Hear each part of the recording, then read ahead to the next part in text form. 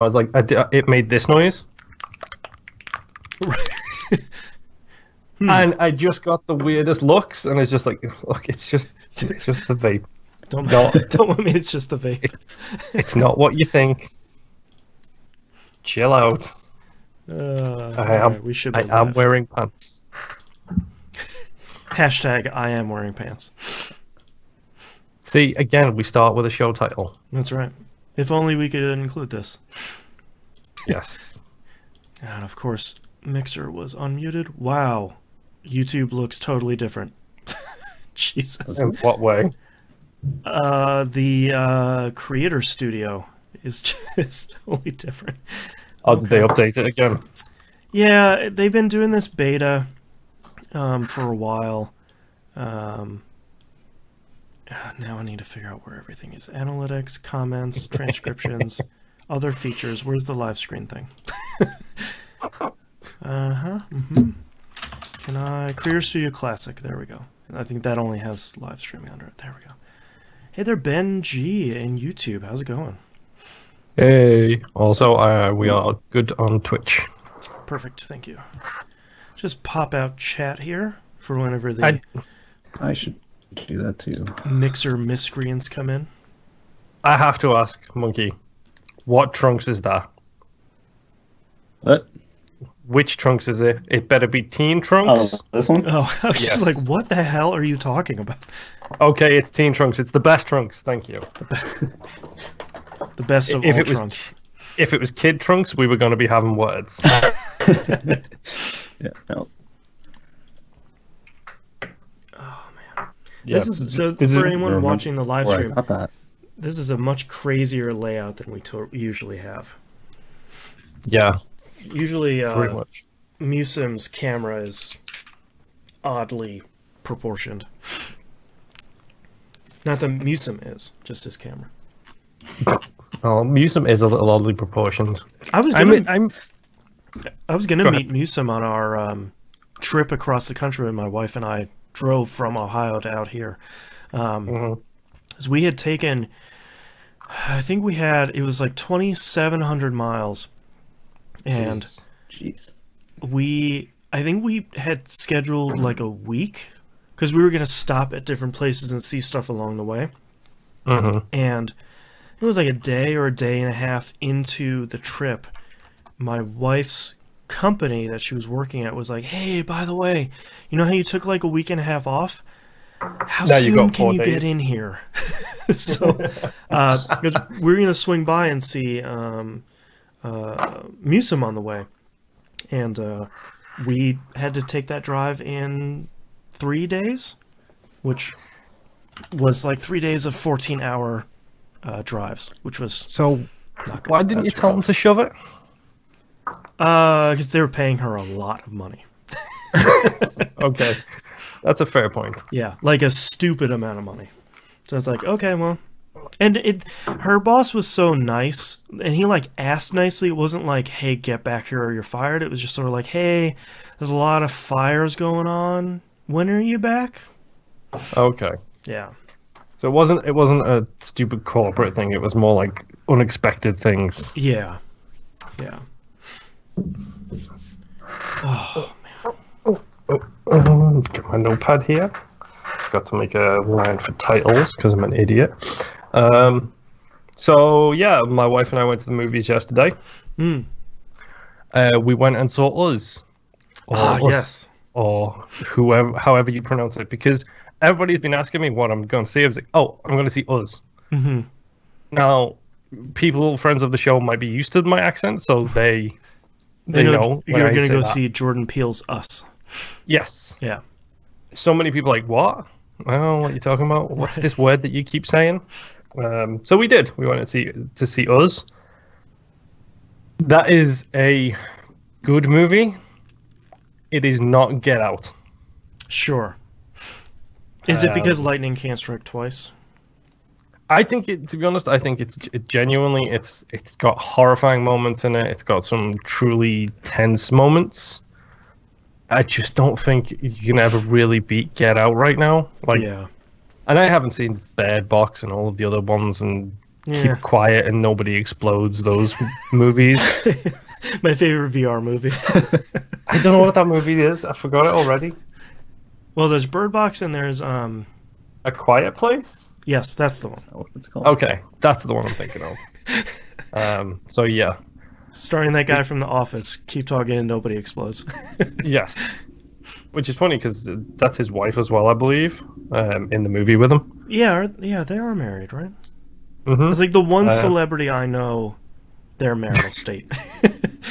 I know one celebrity's marital state, and that's Rachel Weisz and the guy who plays Bond, Daniel Craig.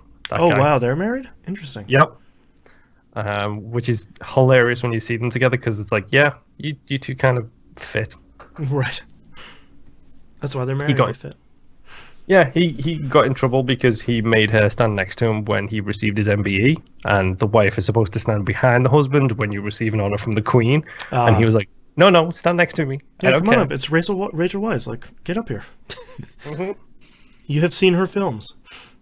Yeah, She was in The Mummy. she was also a Enemy at the Gate. That was a good movie. It's a really good movie. I haven't seen that in like a decade. Me either. And it's also got Hellboy, the original Hellboy in it. Ron Perlman? Yes, that's the one. Thank you very much. I'm excited for that new Hellboy. From the little bit of stuff I've seen, that could be pretty cool. I'm nervous.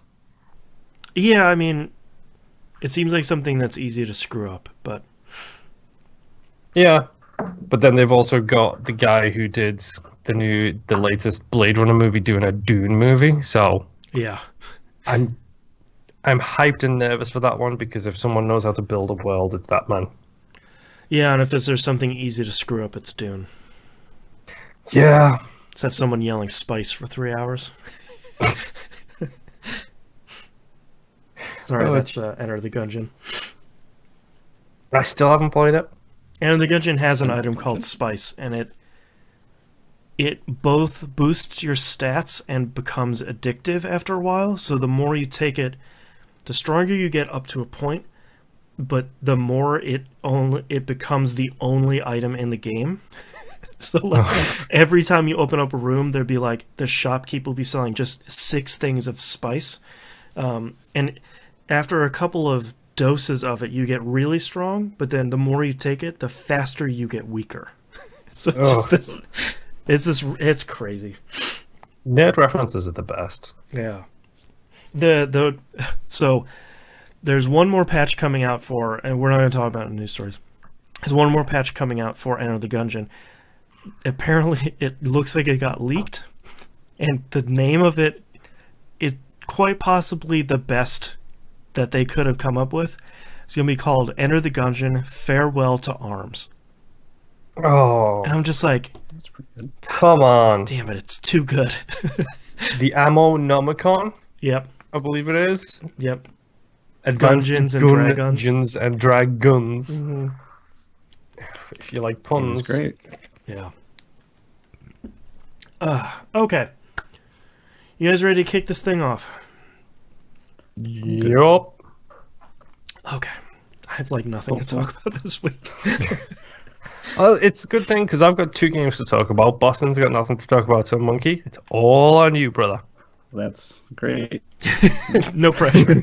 Well, we do have a lot of No questions. pressure We at do all. have a lot of news stories. Yeah. Actually, I needed to cross out a news story. Let me do that real quick. Text, strike through. There we go. If that Okay. should not be the one about Zelda. No, that one's still on there. All right, let's get started in 3, 2, 1. Welcome back to another episode of That Video Game Podcast. I'm your host, Boston. Joining me, as always, is Moonpair. Hello. And special guest for the next couple of weeks from the community is Monkey Senior. You there. Quick couple of notes here at the beginning. I'm sick, so if I sound really out of it or I just sort of die at a certain point, just heads up for everyone. We just recorded the last, if you're a patron, patreon.com/E1M1, the ones or numbers. Just finished up our most recent most recent game for We Roguelike It, and then the scientists came together and we ranked it. So that will be coming to patrons this week, and then in it's like 2 weeks will be coming to everybody's. And the announcement for the next game is in there. Go listen to it for checking that out.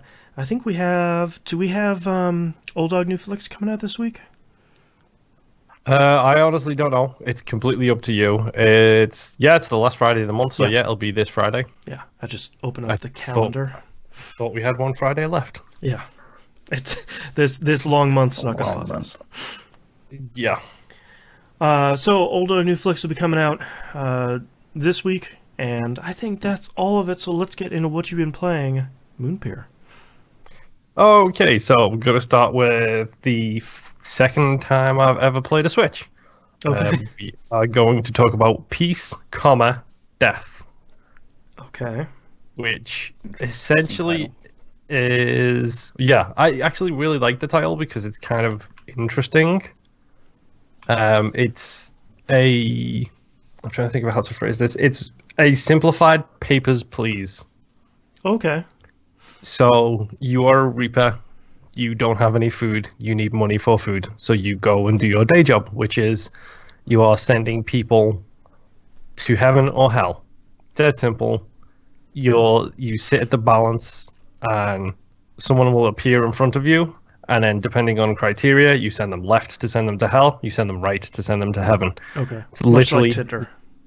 Yes, much like Tinder. Swipe right for heaven, swipe left for hell. Exactly. So... essentially, someone pops in front of you, someone appears, and based on the criteria you're given, you send them one way or the other. You are working for the Four Horsemen. Okay. I did not mute my phone. Caller, turn down your radio. Yep. So you're working for the Four Horsemen, and then basically between each level, you are given missions by them. It's like, oh, you do my work today as well, and I'll give you this bonus rep for me. And these two horsemen are working on a plot together, and if you foil their plot, you'll get bonus rep for me, but lose rep for those two horsemen. So you're working with death, famine, war, and pestilence. Yes. So you're doing different things for all of the horsemen. You can buy upgrades. You can buy one-time things. It starts very simple. It's here is a human, here is a demon. Demons go left, humans go right. Right. Nice and simple. Then the second level is like, oh, but now Lucifer's got his mind on the game, so he's given demons human shape, but they have horns. So okay, humans with horns, they go left. Humans without, they go right. And then it's, oh, by the way, now people have weapons. Mm-hmm. So if they have a weapon, either a bladed or a firearm, they go to hell. Everyone else goes to heaven. So then you're looking for demons, horns, stuff like that. They all go left. Now they have a blood stain on their chests. Wow. And then it gets more interesting because like now these people are wearing hats. So you have to hit X button to take off the hat to see if they have horns to send them to heaven or hell. Wow. So then it becomes this very much a Papers, Please thing, except instead of having to like select the papers and read through all the different things and do like mental math on all of the different stats, it's literally a visual Papers, Please, where it's just like, does this person have one of the triggers to send them to hell? Yes, hit left. If you make a mistake, the elevators get slower, which slows down your work rate. Mm. So then you're sending people to hell, but you can't send somebody that quick because it's slowed down because you've sent too many good people to hell. It's a little distracting because they have used a lot of images of famous people or characters.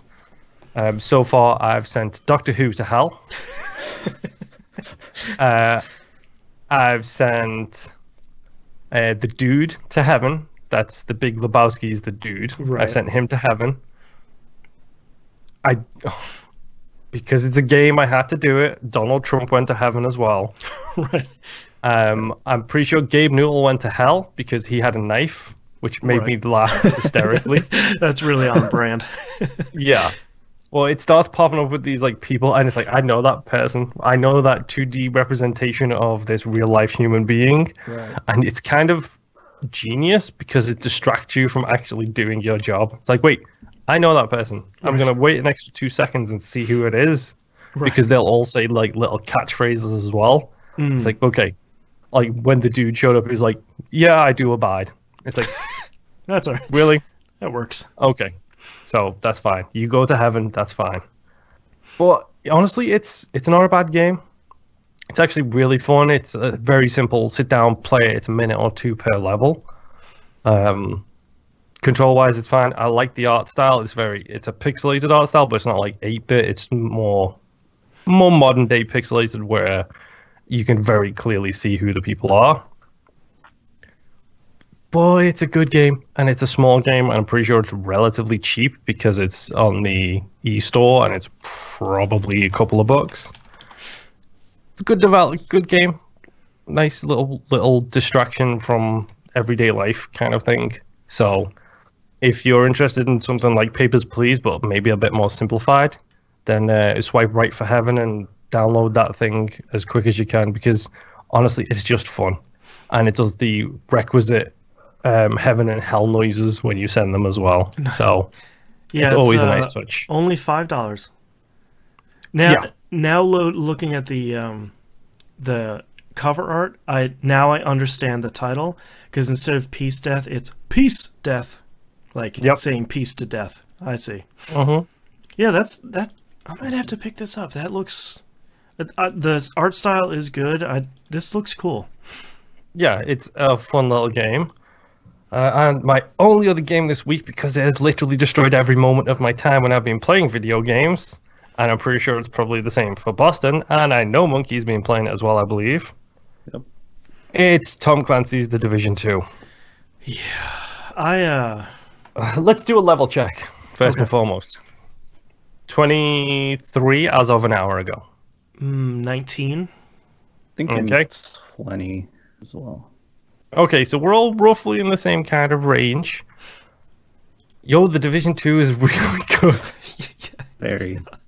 Yeah, and I wrote a lot of notes about Division 2 this week, but I think the one thing that I think is probably my biggest takeaway from Division 2 is I feel like every time I'm playing, even if I'm only playing for 30 minutes or I like get a chance to sit down for 2 hours, I always feel like I'm progressing. I'm doing something, like I'm capturing a point or unlocking a safe house, or I'm saving a prisoner or something, or even escorting some cash to somewhere. You know, I always feel like I never feel like, well, I played for half an hour and all I did was like run from one place to another, and now I ran out of time. Like, that stinks. Yeah. It's really, really good about that. It's really good about the progression. Like, I mean, I've pretty much wiped out the east side of the map. Like, I've done all those eastern things. I'm now on the northwest, making my way down that side now.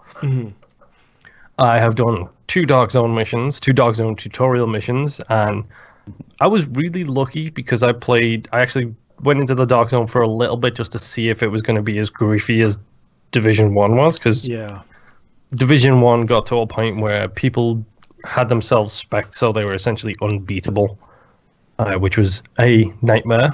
Yeah, Division 1, I feel like, had a reputation. Part of why I was so nervous to go into the Dark Zone is because of Division 1's reputation for the Dark Zone, where it's like, here's the really great loot, and here's where you're going to get massacred time and time again, and you won't be able to get that loot out.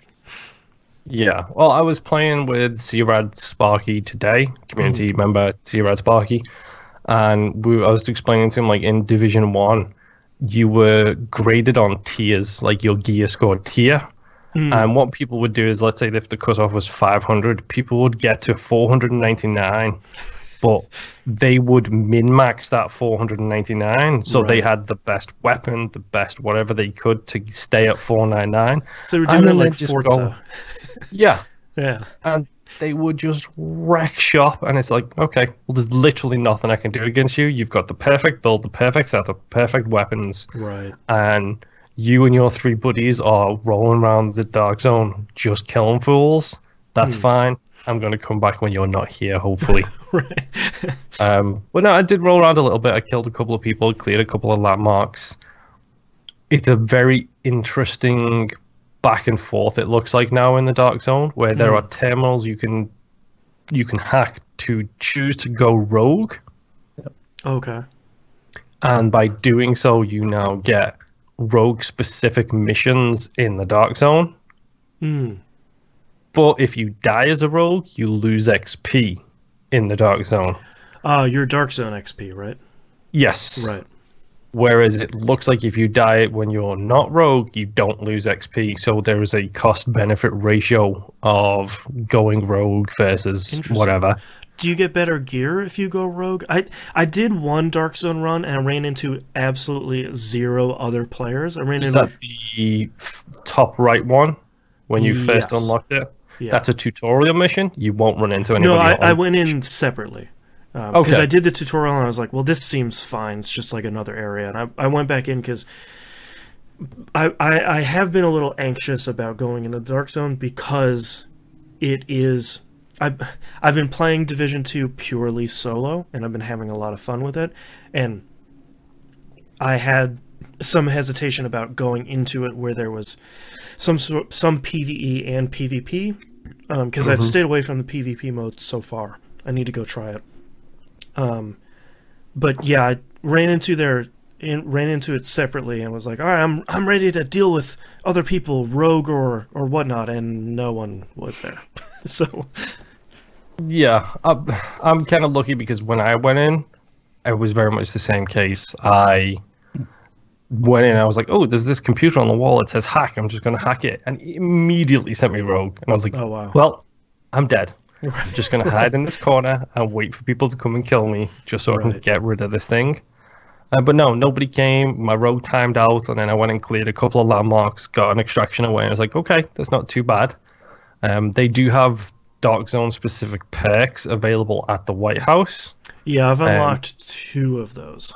Yeah, and they are very clearly spec'd in a I am rogue, I am not rogue kind of way. Yeah. So it's really easy to choose which path you can go down. Gear-wise, I don't think it improves what drops if you go rogue, but I know you get like double XP essentially if you do go rogue. Like it gives you a big boost in XP stuff. So I may foot around with the Dark Zone more, but unless there's an achievement tied to it, which I know there is one, I will be pretty much okay with staying away from the Dark Zone. Yeah, maybe at least until endgame. No, because then it gets really scary. Oh, yeah. I've been actually spending a lot of time in the Dark Zone. Yeah, I don't know.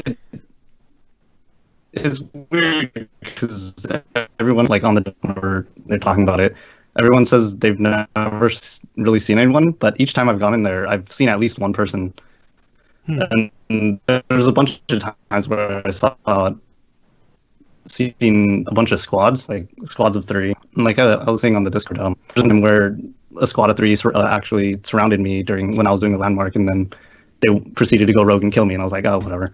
And then a completely other time, the same thing happened, but then they invited me to their party, and I was like, oh, okay, sure. And then the landmark we did right after that, I got 2 gold equipment, so I was just like, maybe I should party up with more people more often. So yeah, like I think it's really fun just running through there. Yeah, I should try and get a group together to go in there and see how that does instead. There's something about, for me, I'm actually, I know this is a fairly unpopular opinion, I really enjoy how tough the Division 2 is solo. It's really hard, and I like, inching through these missions and kind of using all my skills and, hunkering down in an area and making sure I wait until all the enemies group up and toss a grenade on them so I can take out 2 or 3 to begin with. Like I feel like I can be strategic, and when I've played with, a full party, a lot of it is just sort of like SEAL Team 6. Like we're just slowly moving forward in just a hail of bullets, which is fine, but yeah. Well, I mean, minusing out the fact that Boston is a masochist, which we all know. That's fair. Yeah. I mean, you're right. It's a very, very tough game. Have you done any bounties solo? Yeah, I've done 2 of them. The ones where you like clear out an area and it's like, oh, go kill this like meat cleaver or like whatever their names are, like the Spice like when you do Lords. Yeah, when you do the settlements and as a reward for the project it gives you one. Yeah, those are the ones. Okay, if you ever see the guy shuffling a deck of cards just hanging around in the world, he will give you a bounty. He'll be a green icon, so he's friendly. Doesn't have a name, it's just 3 question marks. And he's just standing there, shuffling a deck of cards. Nice. And he's like, oh, I got a bounty for you if you want it.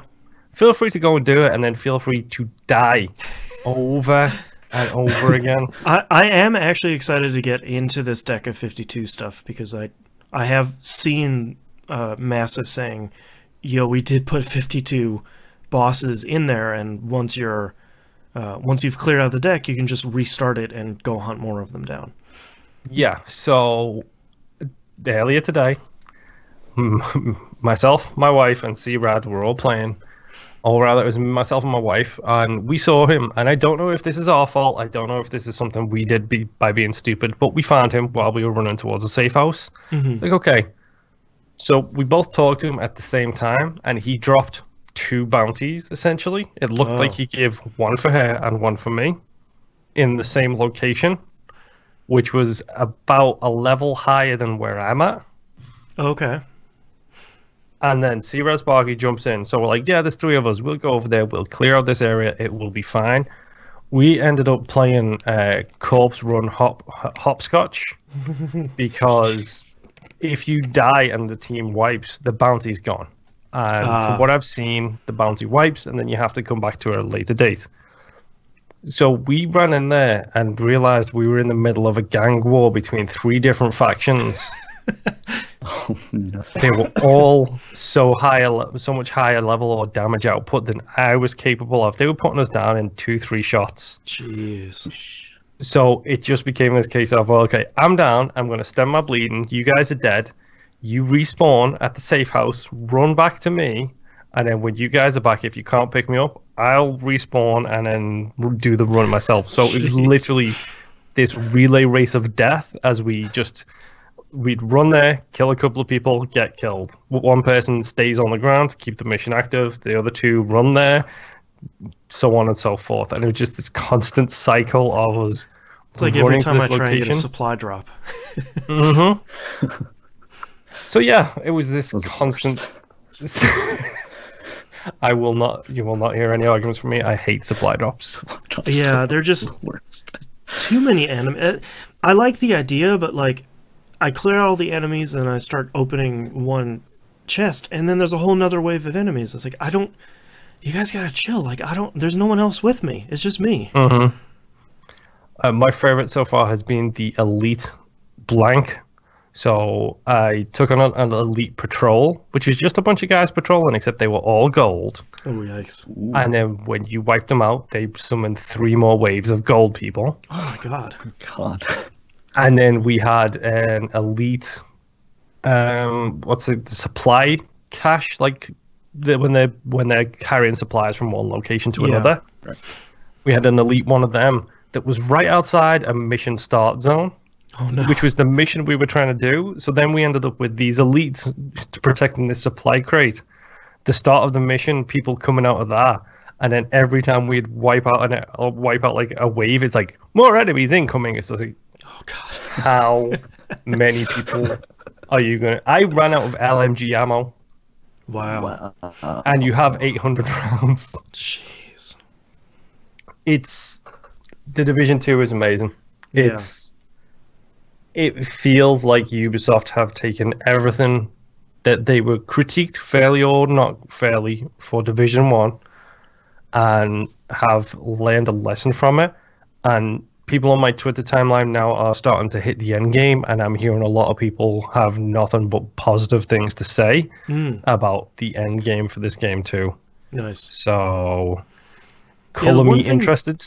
One thing that I unlocked that I actually really like, and I wish that more of these games put in here, cough cough Destiny 2, is the shooting range.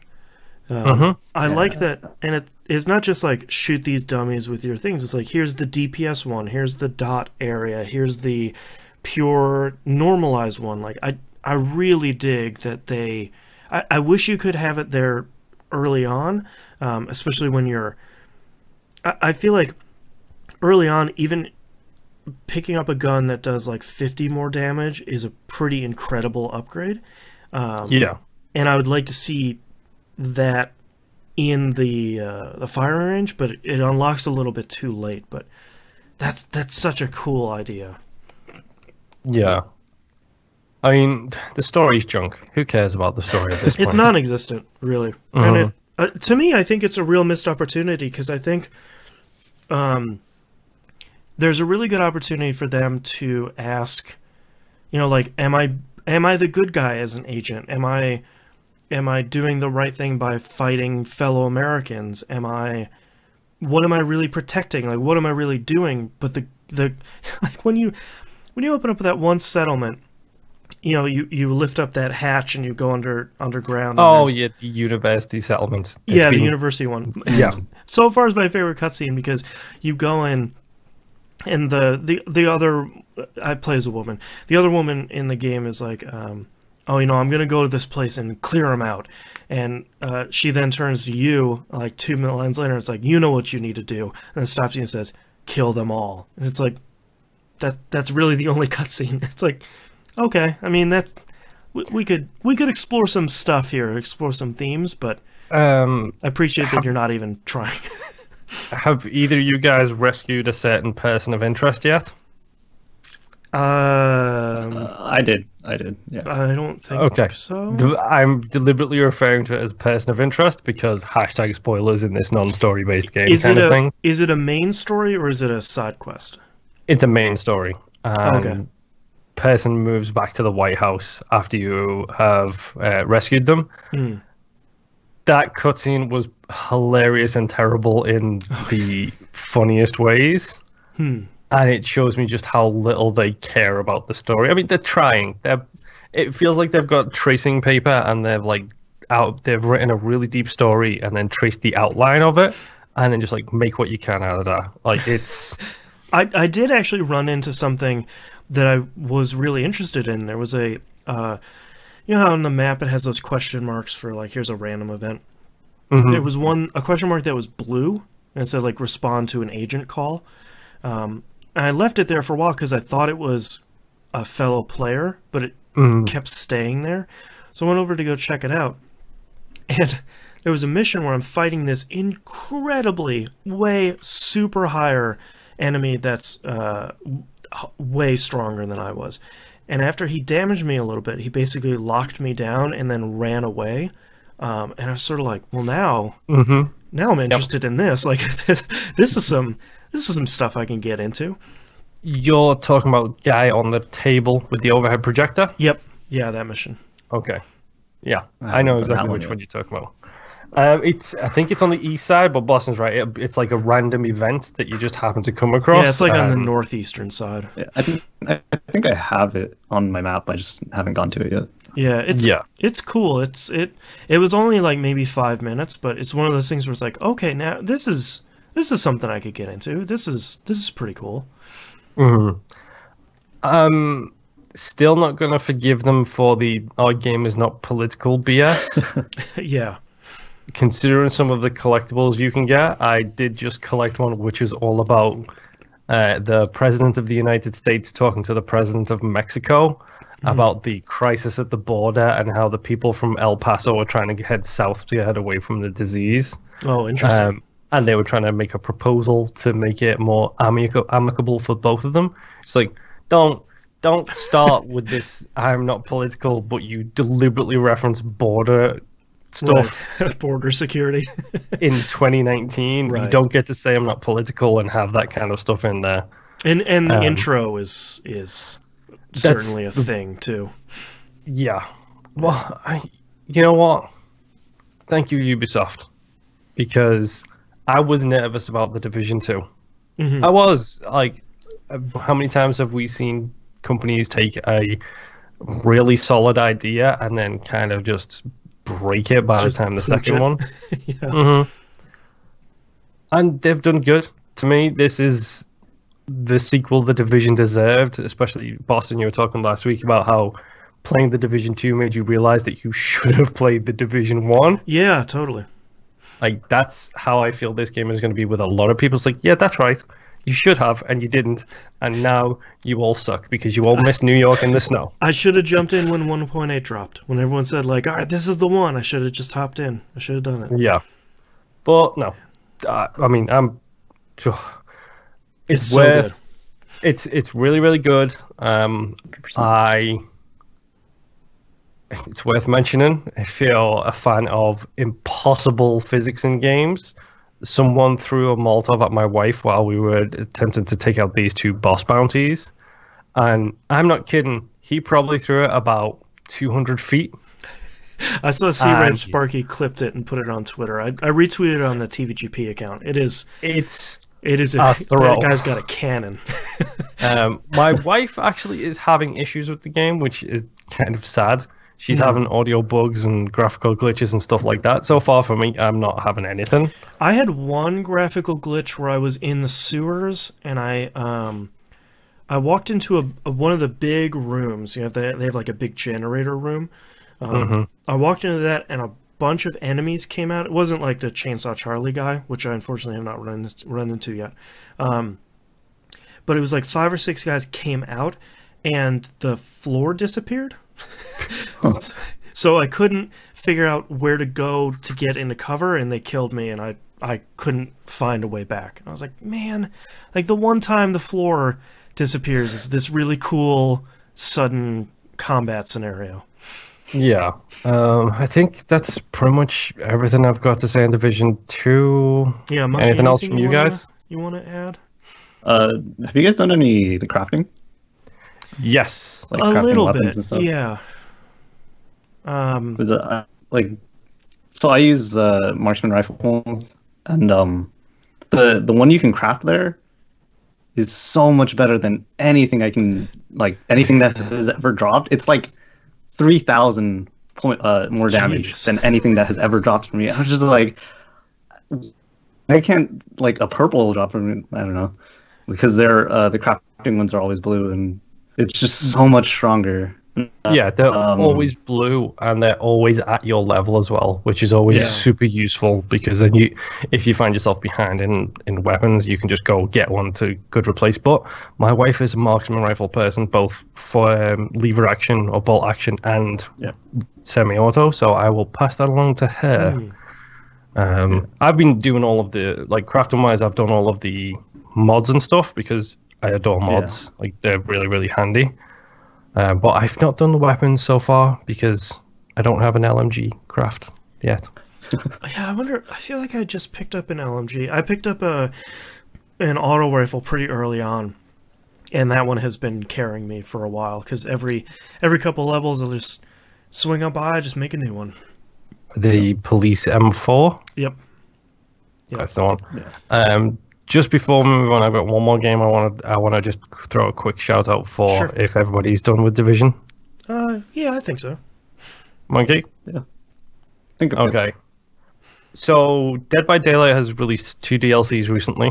Dead by Daylight, not licensed. They're going back to their unlicensed stuff, and they're doing a pretty good job of coming up with very inventive killers and survivors for their own. These are their original characters? Yeah. Like the last killer was a guy in a hood. Very much, if you've seen the weird, what was the horror movie about a slasher who's in a theme park recently, like a Halloween themed theme park. I don't know. Wish I could remember the name of it, but I can't. But it's just basically it's a guy in a hoodie.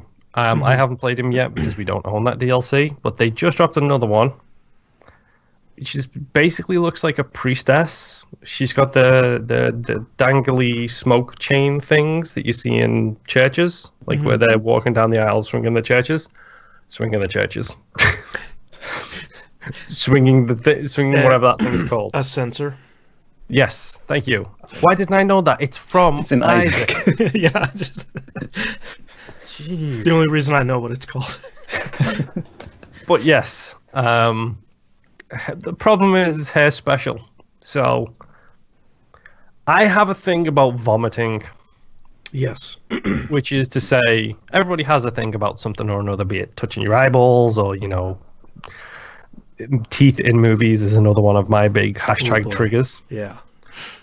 Vomiting is a big thing for me. So if my wife is feeling sick and she is about to vomit, she will tell me so I can put my headphones on and turn whatever I'm listening to as high as I possibly can so I don't hear it. Are you one of those like vomit by contagion sort of people? Like, yeah, you hear someone throwing up and you'll get sick? Exactly. It's the sound just triggers it in my brain. And also the audio noise, that wet, solid splatter noise. Right. And I don't even have to elaborate. That 3 words perfectly describes it. So this new killer, his special ability is to vomit all over everybody. Oh, no. And she causes contagion, which means that people infect other people. They infect the generators they're trying to repair, and so on and so forth. Generators are throwing up. I don't know if I could ever play Dead by Daylight again. Oh, man. Because it looks gross. Yeah. That's one of those things where, like, I get what they're going for, especially for a horror thing, but stop it with the people throwing up, horror movies. Come on. Yeah, I think I'm done with it. And so I'll have to give it a try, but if I suddenly start throwing up all over myself, my couch is green, so I'm okay. Send the cleaning bill over to Dead by Daylight. Yeah, exactly. Yeah. But no, that's pretty much all I've been playing. So I'm guessing we're going to go that direction. Yeah. What have I been playing? The Swords of Ditto. Yeah. I know you guys just recorded. I really like it, but this week I did my 3rd clear, I think. Okay. So the way I've been doing was I did the tutorial, I died, and then my first run I died some random way, and then the 3 runs after that I cleared it, and jeez. Yeah, I mainly attribute that to the Loco Roco sticker. Yeah, that sticker is so overpowered in that game. Wait, you just one's the roll Loco Roco? forever. Yeah, okay. It's This is the one that Boston mentioned that I didn't have access to, and I'm so mad. Yeah. Are you playing it on PlayStation 4, by the way? Yeah. Maybe that's why I didn't get it. Yeah, maybe we're on like easy mode. I'm playing it on the PC, and Loco Roco is a Sony-owned thing, so I'm mad. Yeah. But go ahead. The boss room for that 3rd clear was so crazy. So in the middle of it, she spawns. Or how far did you guys get? I don't know. Like we both. How many clears? Yeah, just once. Okay. In that fight, she spawns 2 swords. Oh, like wow. the enemy swords you have to fight, and it's so hard. Man. And the what is it called? The effects, the daily effects that affect the dungeon. Yeah. Mm-hmm. One of them was you can't eat, but your health regenerates over time. So it was funny. So I just kept rolling around the room, just like constantly. Every time my health got like below half, it was just like, this is taking so long. That's so good. And the other sticker that I have is the umbrella sticker. It prevents any range damage. So that's like yeah. Those 2 combined is just so helpful. Man, you know, if you guys are gonna keep playing it after this. I might have to now. Yeah. Yeah. No, I mean, okay, so my question for you then is, what's your favorite Toy of Legend? Any of the ones with the fire sword. Like, that fire's so helpful. I think there's 3 of them. There's 2 or 3 of them. Mm-hmm. What about the additional items? Like, did you like the drone? Did you like the arrow? I like the foot. I don't know. Wait, I didn't even see the I didn't foot. get that. Yeah, it's just a giant foot that comes out from the sky, and it stuns in an AoE. That's really Oh good. wow. It's pretty good. It's so useful. And the laser ring, that's Yep. a pretty good one too. Mm, And yeah, I never for got mine, that one. I infused it with fire, so Ooh. it Yeah. was really good. And it's really cool because with that ring, when I did it, it changed the look of the ring, like the actual, how it's the icon in the top left of the screen. Mhm. It's like it changed to a volcano, and I was like, oh, that's a pretty cool touch. Yeah, that's a nice touch. Yeah, I think I was talking to Boston about this last week. The Conker will forever be my favorite one. Like the big green ball that you just swing over your head and smash it down. It's just like, yeah, giant AoE and stun damage. I'll take that every time. That sounded cool. Then the only other game I've been playing other than Division 2 is Apex Legends. Just a little bit, just because the Battle Pass came out this week and the new character, I guess. But I didn't get enough currency to unlock them. But did you pick up the Battle Pass? I did. Yeah. How just do you? the base version of it. I feel like I've seen a lot of people say like, "Oh, it's not worth $10. It's like the cosmetics aren't great." How do you feel about it? I personally don't mind that. Like, I agree they're kind of uninspired rewards, because a lot of it's just like badges and the stat trackers for each character. Right. But I don't mind it because this is the first time I've spent money on Apex Legends, and I've played it for so many hours. Exactly. It's basically been like $10 for hundreds of hours that I've played. So that's fine for me. Yeah. Yeah, it's the old adage of, hey, this game is free. Here is $10 for for me personally, like 40 hours that I've put in. Here is a $10 tip. Thank you. Keep it up, kind of thing. Yeah, exactly. 100%. Yeah.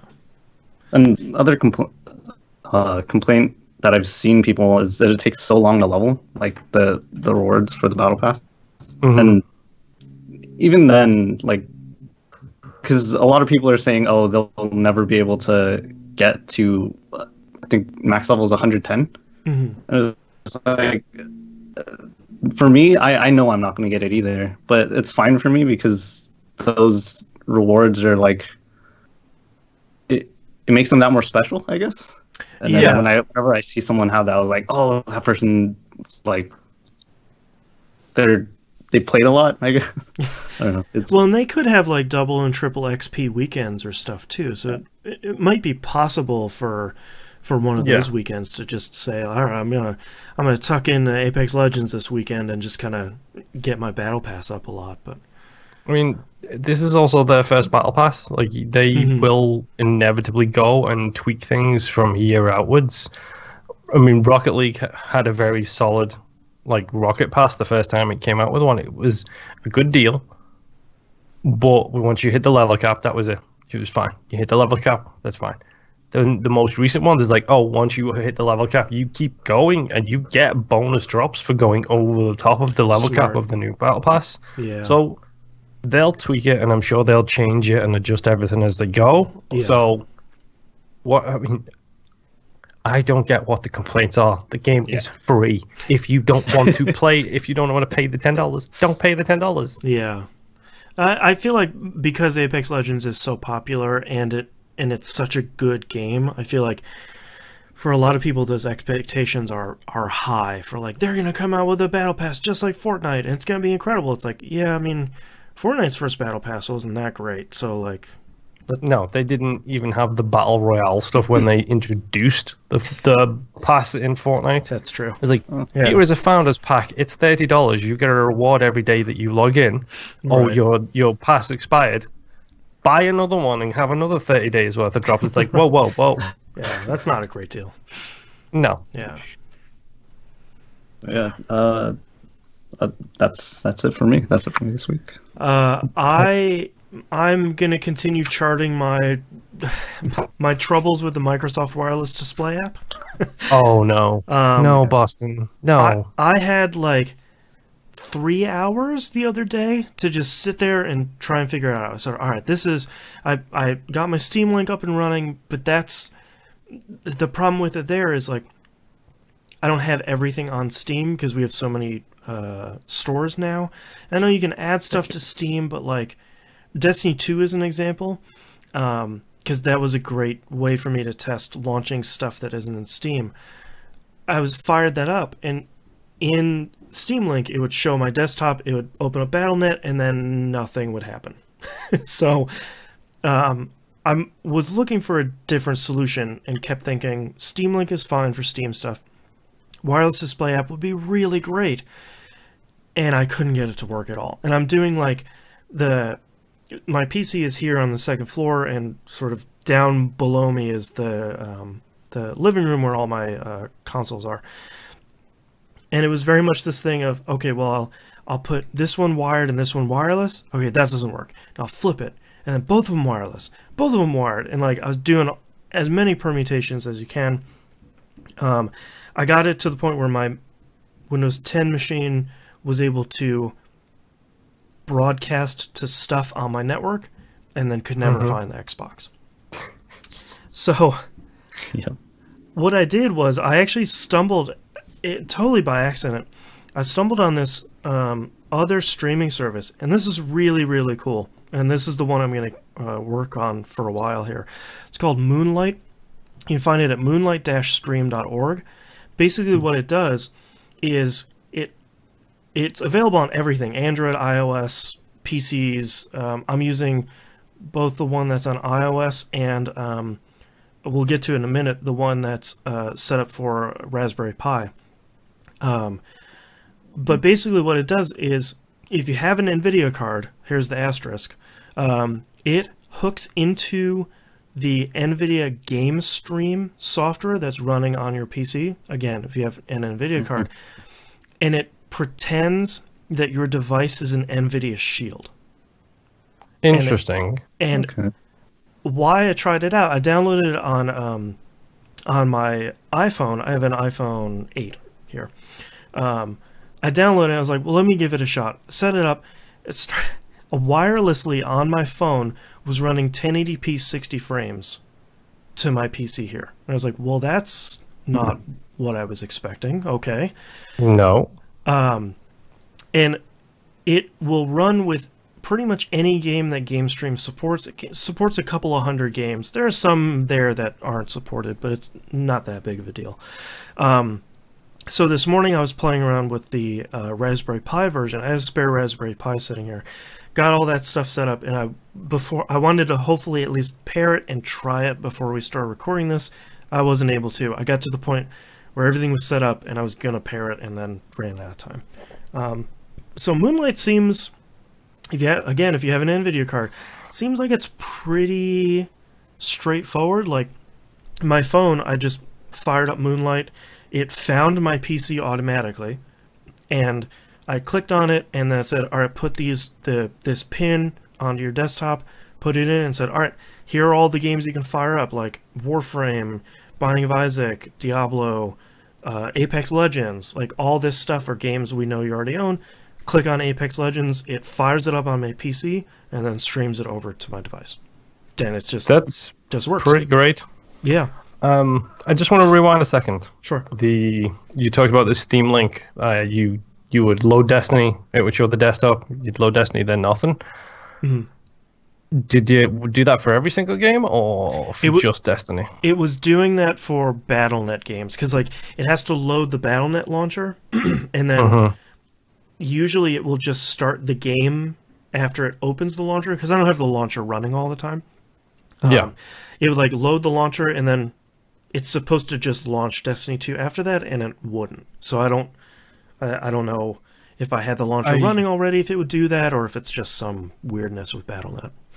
Yeah, I've got a sneaking suspicion that might be a Battle.net thing, because I used a Steam Link 2 stream Swords of Ditto to my TV downstairs. Used a 360 controller on that, and I was playing it from Twitch not from Steam, but from actual Twitch. Right. So usually, I mean, I've got a mouse and keyboard downstairs by my TV. So whenever I launch the Steam link, I just exit big picture and I've just got my desktop in front of me. It's like, yeah, that's what I want anyway. So Gotcha. Right. I just use that mode instead. But yeah, Swords of Ditto work fine for that stuff. But no, the Moonlight sounds incredible. Yeah, I'm hoping this week to get some time to set up. Optimally, what I'd really like is whenever this Raspberry Pi that I have, whenever I turn it on or whenever I have it running, it just has Moonlight open, and I can just choose my desktop and then do whatever I want. So yeah, so far promising, and it's free, which is even better. It seems it's open source, which is an incredible bonus. So moonlight-stream.org seems super cool. I'm excited to play around with it more. Everyone's making notes of that right now. Yeah, exactly. Well, it's one of those things where it's like, I don't know how I haven't heard about this. It's been, they've been developing it for a year and a half, and it's one of those things where it's like, yeah, okay, let me download it and try it. And it's like, oh crap, it actually works. Okay, cool. Like that's never happens. Yeah. And last thing, I played a little bit of Destiny 2. Finally did Tier 2 of Reckoning.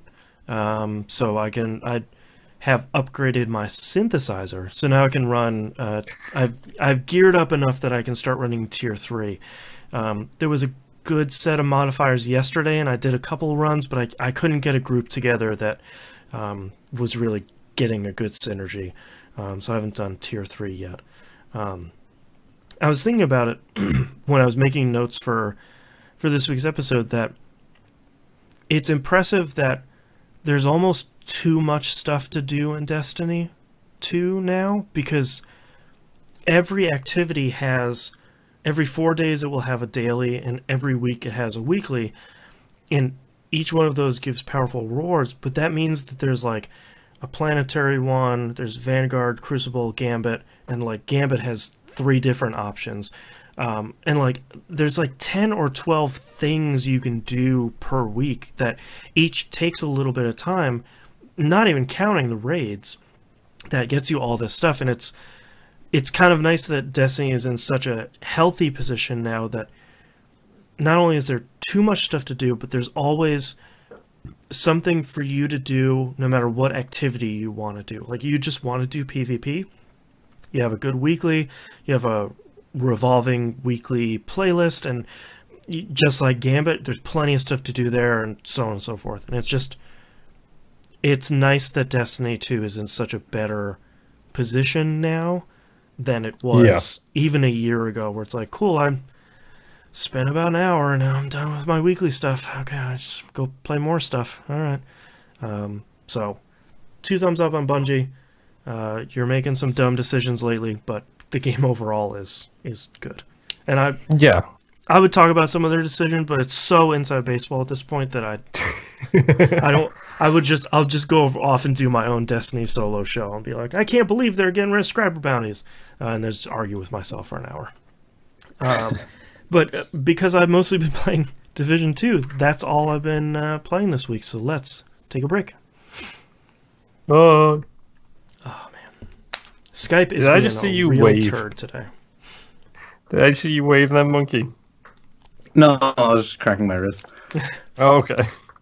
I need to move this a little bit because, unlike normally, like inside baseball time, Boston and me have been trying to figure out why the line note has been a bit noisy recently. Like we're trying to fine tune the way the audio is. My waveform always has line noise on it. We couldn't figure out why. Don't worry too much right now. Don't worry yourself about this. But we realized it was because these headphones that I normally use are plugged in directly next to where the microphone is plugged in. So to save my neck some issues, I started using my Bluetooth ones. So I don't have this big heavy thing pushing down on my head.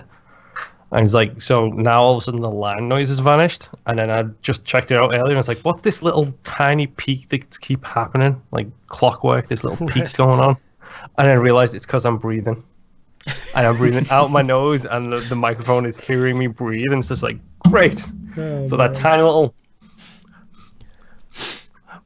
Like Dwight is So in the good. room with us. Dwight the super chuffer. Oh, Man. I don't have anything else open on my machine, right? No. Just Skype being a real butt. Man. I sincerely wish there was another solution that was as easy to use as Skype. well, the worst thing is Google Hangouts isn't that great. No. And it's disappearing, I think. Probably, yeah. Well, yeah. With Google Plus going away, I feel like some things will accidentally disappear too.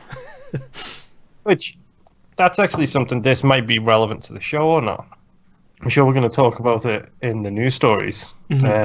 Google Sweetener. Yes. I've listened to so many hot takes on this the past couple of weeks. It's insane. Or the past week, I should say. Someone quite rightly pointed out that Google have got a habit, if something doesn't blow up and be the biggest thing ever, to cut it and just book it out away from it. And it's like, They get why bored did I easily. why did I not fucking think about that when they announced it? Like, why?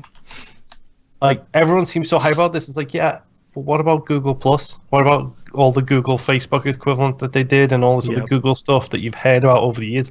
Google Glasses, all this other stuff. And all of a sudden, they're just like, no, we out. It's like...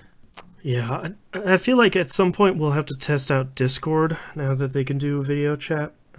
Especially now that we know recording calls in Skype makes Skype freak out.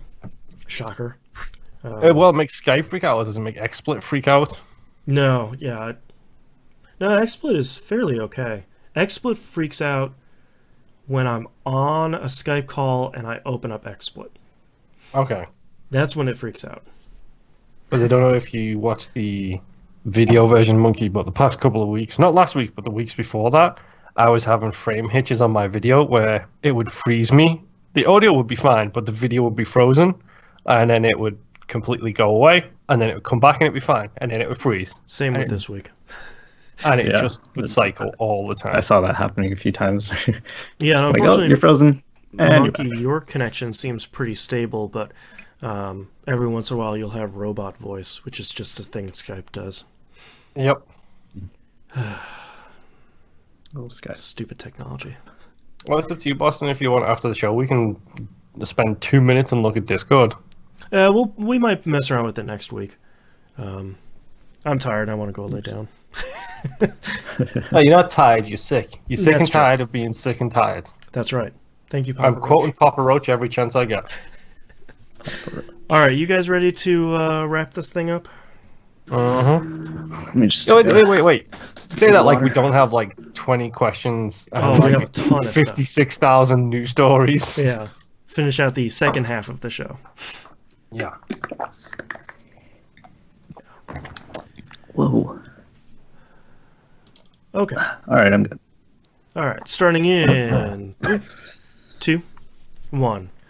Let's talk about the releases for the week of March 26th, 2019. Final Fantasy VII comes out on the Switch. Where's my 8? Yeah. Put another Roman numeral 1 on there, and I don't know. Hopefully some year Square will say, this is the year of Final Fantasy VIII. It's coming out on everything. Didn't they lose the code for 8 or something? Yeah, that's probably why we've had is that the source code for 8 is completely gone. Yeah. But the fact that I think this year was its 20th anniversary and they didn't even talk about it, kind of. It's a real bummer. 8 is so good. Go play 8. MLB The Show 19 comes out for PC, PS4, and Xbox One. Sports are not our thing, so sorry. Nope. That seems good. Sports can be my thing. Right. Just not right now. Division 2. Yeah. Assassin's Creed 3 Remastered comes out for PS4 and Xbox One. That's still a thing. If you have let me see if I remember this right. If you have the Odyssey Season Pass, you get this for free. That's correct. Yeah. So it might actually be cheaper to buy that on sale than to buy it outright. Yeah, but you also get the DLC for Odyssey, which is a quality game that Yes. everybody should be playing. That's right. Odyssey is good. Yoshi's Crafted World comes out on the Switch. I've always been interested in these games, and they have all come out on the Wii U after I was done playing it. So This is a temptation. Yeah. Because it's a Blue Sky game. It's cute. It's fluffy. It's Yoshi. It might be the Viva Pinata of 2019. There you go. Bold words, but we'll see. Mm-hmm. We'll see come top 10 time. Pick it up. Yeah. And lastly, Tropico 6 might be coming out on PC. The release date is out there at the end of the week. Probably, but there's sort of a lot of misinformation about it. So it's definitely not out on other stuff, but it might be out on PC this week. Maybe. Okay, so now you need to run this down because I am duty bound. Sure. Due to the other person who lives in this household, that if there is any news with regards to El Presidente, I need to pass it along to my wife. Yes. Because I'm duty bound. So, does Tropico 6 come out this week? On PC. Probably. Is Tropico 6 announced for anything else? I know it's definitely coming out for PS4 and Xbox One. I believe it's also coming out for Switch, but I cannot say for 100% certainty whether or not El Presidente will be coming out on Switch. Okay, well, the release dates for the Xbox One and PlayStation 4 are not this week. Correct. They are somewhere down the line. Yes. At some point. This is one of the weirdest launches we've seen, because usually it's like, all right, PC's coming out this date, a couple months later, consoles are coming out, and then a couple months ago they delayed it until question marks, and that seems like question marks might be this week. So Okay. I need to pass this on as soon as we are done with the show. Okay. Because my wife is going to go onto her Xbox store on Friday, be like, Tropico 6! Yeah, no, not yet. And then I'll get the brunt of that disappointment. Get death threats. Tamper Inter-house that down death threats. now. Yeah. Okay. All right, let's move on to news stories. Top of the pops here. The one that we definitely have to talk about is Google Stadia. This was they had a big press conference about, here's our thing, and it's basically Project Stream that they showed off last year, coming to everything, and it looks like for the TV version, so basically anything that isn't a TV, bring your controller, fire up a web browser or fire up the app on your phone or whatever. If it is a TV, it's a Google not Fire Stick, Google Chromecast, and then their special controller that they showed. Which was basically just a controller. Yeah, it looks like a controller. Looks a little boxy, but it's one of those things where it's like, I don't have it in my hand, so it might be super comfortable, but whatever. Like, it looks like... So I'm sure within probably 13 hours after this thing comes out, someone will say, hey, just do this with your Xbox One controller, and the Chromecast will pick it up, and you can just play with that. Yep. The big thing that they're touting here is 1080p, 60 frames like in Project Stream, except 4K HDR surround sound as well. The rumor that came true that I was sort of surprised about was that if you're watching someone play a game, or they have a clip or something like that, or a save out there, you can actually, let's say you're watching a live streamer, you're watching them play, you can actually click play now and pick up their game exactly where they're at, progress, equipment, everything from right where they're playing, along with someone can like package up their save and post it on Twitter or email it to someone and do stuff like that. So that seems to be primarily what they're pushing is, here's our streaming games thing. It's coming to everything sometime this year. And it also costs some amount of money. Yeah, I think everything else is really a question right now. So I think we can probably all agree that tech seems really cool. Yeah. I think from a technology standpoint, that seems really cool. Like picking up a game and just firing it up and playing, you know, that all seems great. Yeah, like the additional bells and whistles they've put on is solid. Like the thing they've got where it's the ability, apparently, you're stuck on this bit of level, you hit a button, you can go to YouTube and find videos of that exact location in that level and figure out where to go. That's a really cool idea. Yeah. This whole thing, and I might be the only negative Nancy here, this is just on live at a more realistic time with some big corporation AI bells and whistles tapped onto it. Yeah, I mean, that's fair. I mean, it is game streaming. I think it's probably for the first time we're seeing it from a big company that knows how to do stuff like this.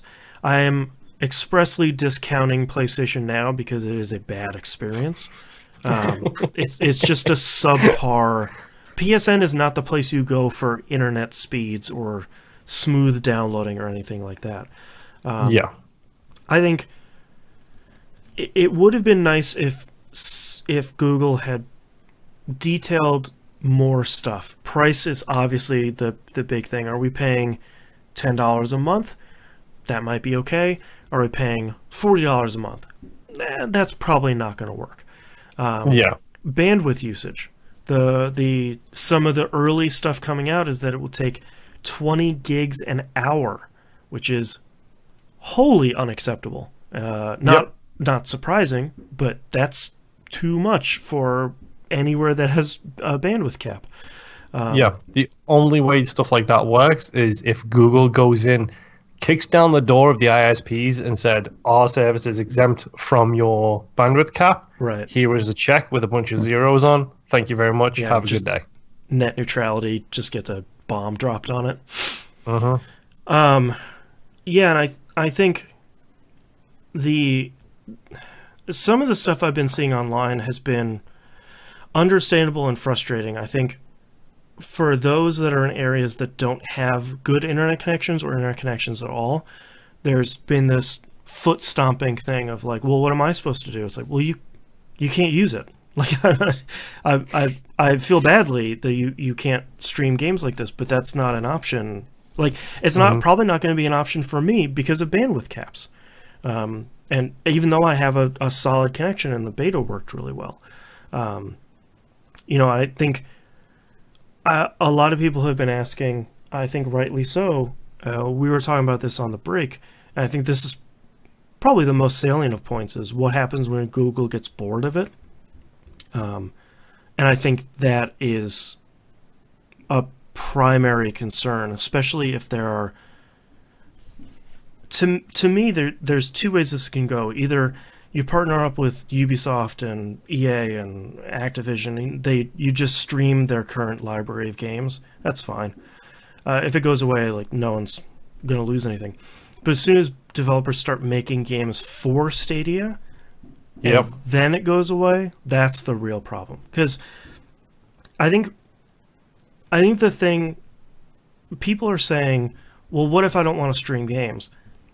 That's fine. I don't think Netflix hasn't stopped you from buying Blu-rays. Like, Best Buy still stocks Blu-rays. You can go get those. I think, to me, I'm going to treat Stadia like Game Pass.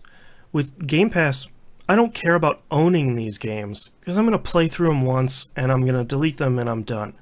And to me, Stadia would be great for that as well, where it's like, I'll play through Assassin's Creed Odyssey and I got through it and I'm done. All right, like, I'm not going to fire up something like Anthem on there and not own a copy of the game as much as we own it on modern consoles anyway. But Stadia has a lot of... It's cool tech that has a lot of questions. I think a lot of them are aimed at Google. Yeah, and I'll be honest, For me, this is really cool. I will probably not go in on it because it's a fourth, fifth, sixth, seventh, eighth platform that I don't need to be buying video games on. Yeah. Right.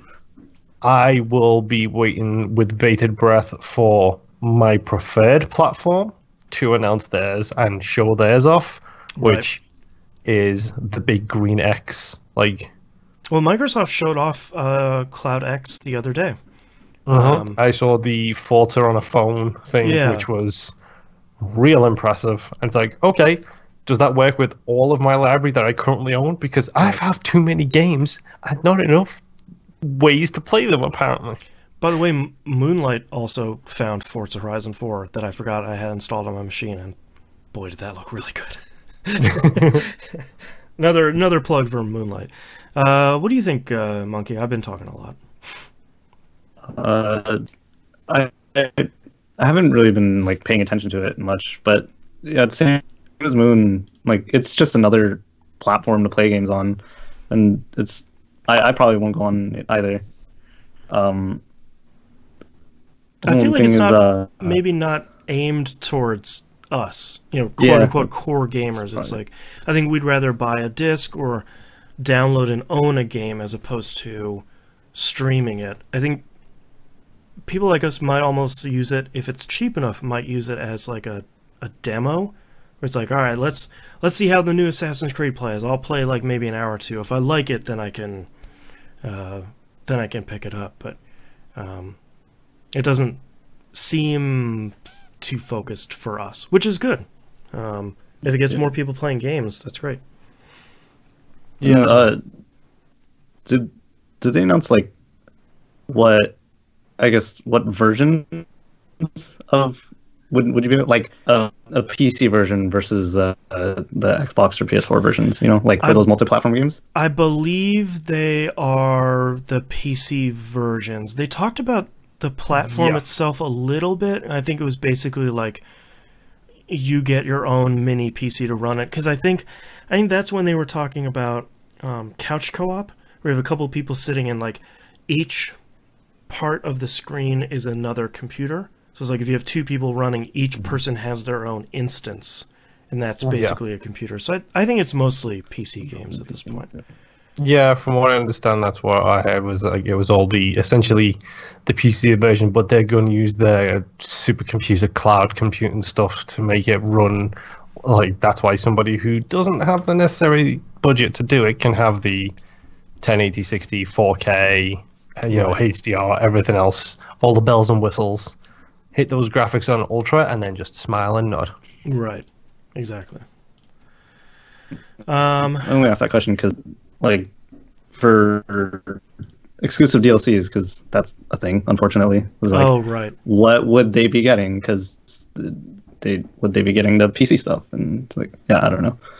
Yeah, I guess that's all details that I'm hoping Google will announce at some point. Like, if you're going to sign a deal with Ubisoft, because they've been showing Assassin's Creed Odyssey off a lot, are you going to be getting any Uplay DLC? It's like a nightmare world we live in. But, like, are you going to get any of the Uplay DLC? Like, do you get Assassin's Creed 3 in Liberation if you play it on Stadia? Like, there's all these questions that are sort of tough and nightmare questions. We don't even know at this point if it's going to be a subscription service for the service and then the $60 fee to buy a game on that service, or if it's going to be a Game Pass thing where it's X amount of dollars subscription service, these are the games you can play kind of thing. Yeah, I hope it's the latter, as I feel like if it's $10 a month for a lot of people, that's probably a no-brainer, like Game Pass is.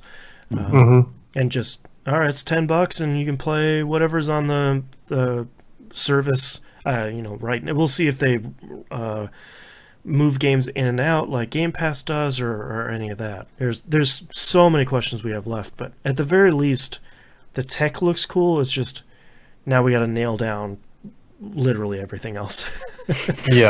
And like stuff like that bothers me because, okay, so it's a subscription service. We have a personal relationship with a musician who is on the streaming services, and we don't know the numbers, but it's widely known that you can have 100,000 listens to a song on a streaming service and get what, like 5 cents back in total. Right. Is that going to affect then the marketing and the development budgets for these games going forwards? I see. Right. And then you're going to look at an already oppressive workspace in the video game industry potentially becoming worse, when everybody this year should be talking about unionization, not having to worry about is if these services go forwards and are streaming, how much is going to go to the developers? Like, that's, for me, that's the big question, is like, is this going to negatively impact everything else? Right, like what's the cut and how hard is it to put it on the platform? Yeah, I mean, these are all really great questions. I mean, 2019 is an incredibly hard year already for developers, and the idea of putting on another unknown platform. I know they were at GDC to talk about Stadia directly to developers, but hopefully they came away from GDC sort of a little bit more optimistic. But I don't know. 2019 will be really interesting for Stadia in general. Yep. The only other huge thing that was announced at GDC is Vampire the Masquerade Bloodlines 2 got announced. Pretty much a sequel I was sure we were never gonna get. Vampire the Masquerade Bloodlines came out in 2004. It seems like most of the people who made the first one are coming back, which is kind of crazy. Yeah, and from what I understand, they didn't just show like a pre-rendered video. They didn't give a thing, They had a demo ready of actual gameplay. Yep. Yeah, I think they realized how much developers and fans are looking forward to a sequel to this game, so I think they did it right, being like, all right, here it is, and here's just a whole bunch of gameplay. Like, it is an actual thing that exists. Good on them for keeping them quiet. Like, everybody raves about Vampire the Masquerade. I've never played it. Yeah, me neither, unfortunately. So neither have I. So, I mean, I'll be interested. We'll see how it does. I played a different vampire game that I loved, so I'm sure I'll give the Masquerade version a try too. Yeah. Masquerade : a little slurp. A little slurp 2, I'm sorry. Yes. A second slurp. Next news story, Sony has announced, stop the presses, State of Play, which they're going to be revealing PlayStation stuff all year round. This almost sounds like what Moon and I have been talking about for like a year. Yeah, so one might say they are trying to interact directly with the fans. Boo! the hook is just coming to pull you off stage. Yeah, basically. The first episode is going to air on March 25th, so as soon as this episode comes out. And we've been talking about it for a while, but it's the right thing for them to do. Just get little announcements out throughout the... Nintendo has been incredibly successful with their directs. They just had an indie one where it's basically like, boom, here's a game. Oh, cool, it's out right now. Boom, here's a game. Hey, guess what? That's out too. Like 10 more games out coming out. 3 more coming out this year. And the biggest game announcement of all time, but we'll get to that in its appropriate news section. Yes, that is our last one. We've saved the best for last. But I think if they can do this well, Nintendo has done really well with theirs. Microsoft has had a really hard time exposing the fact that they do one. The ones they do are good. Major Nelson is I feel like you know how you feel about Major Nelson already. I think he's okay. But I think if Sony can get this stuff out there, promote it really well, get somebody good in front of the camera, then they'll probably do okay. But yeah, I guess we'll find out tomorrow. We'll see. Is this going to be one of those things? People are going to give me issues because of my Microsoft love. I don't see a Sony State of Play, which, number one, good name. Good name, Yeah. solid work. Yep. It's no direct, but solid work on the name. I don't see their thing taking over my Twitter timeline the way that the Nintendo Directs do. Right. Like, yeah, that would be hard to. That's what they want, but that would be hard to. Nobody can get the attention of the fans the way Nintendo can. Yeah. And whether you like them or hate them, Nintendo have that vociferous fan base that are just like nom nom nom nom nom nom nom nom nom nom on everything that they announce. Well, and it helps that everyone owns a Switch now. You know, it's like where we were with the Wii, and you know when the iPhone and Android first came out. It's the thing that everybody has, and I think when you look at the PS4, it would be pretty surprised if Sony had like a big announcement that was coming out tomorrow during the show. You know that It's Death Stranding, hashtag not a real game. God, that'd be great. And we're gonna finish up with one more thing. Death Stranding is out right now. You know, it's just, Yeah. you want to take over a Twitter timeline. That's how you do That's it. the way to do it. Yeah, but that's the worst thing is that's not even Sony doing it. You know, that's the Yeah. Kojima factor. That's the Special K. Yep. He's the one doing that. Yep. Yeah. I don't. The other thing too is like, even me as a Sony fan, I'm not really looking forward to much in 2019. So I'm having trouble thinking of what they would come out with during the show. So The weird flute thing. the weird The flute. one at Dreams? E3 that had the pipe guy playing. Oh, Oh, The one that's not Sekiro Shadows Die Twice, Yeah, the one that's the other one.